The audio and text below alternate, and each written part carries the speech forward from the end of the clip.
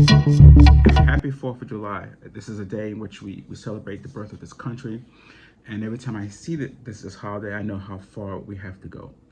The funny thing about this country or any country, it's always how they treat the oppressed. This makes me look back to the Sermon on the Mount, on how when you hunger and thirst for righteousness, you shall be filled. And I just want to encourage anyone who's going through any sort of issue. We face many issues as a people. We face the issue that other people face, and on top of that, we face this legacy of discrimination. And just today, there was a young unarmed black man who was gunned down in Ohio, and this for us is normal.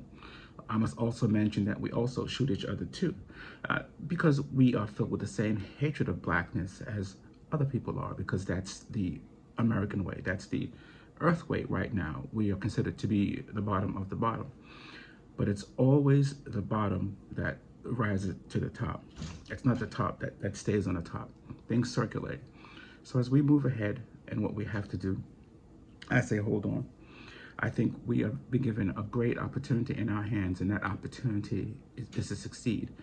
Because if we can succeed, and we have succeeded, if we can succeed, we will show people exactly how wrong they are and how good the Lord is. So the opportunity and the challenges is ours. We just have to get up and do what we need to do. I look at David and Goliath. Love that story. We all learned it in Sunday school. But David was a man who daily faced insult. And when he was even called to be crowned king, he was outdoors. No one thought of him. No one is thinking of us. But as being outdoors, treated as a servant, he learned how to defend and how to deal with those tough, difficult circumstances that are not dissimilar that we are being faced with today outside in the fields. But he learned how to adapt and how to become great. So we're learning how to adapt and how to become great. And there is a Goliath in our lives that's really shaking and rocking this country, and that is racial hatred.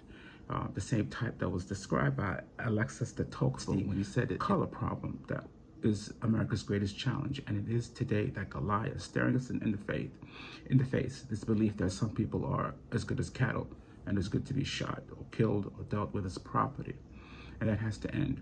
But as David learned, by only having a few small stones and slingshot, that he was able to defend his charges, we're able to also to bring down Goliath in our lives, and that those small stones are the same things we have been dealing with to feed our children, to get ahead, and that's our ability to think outside the box, ingenuity, to even express ourselves and become world known in terms of our creativity.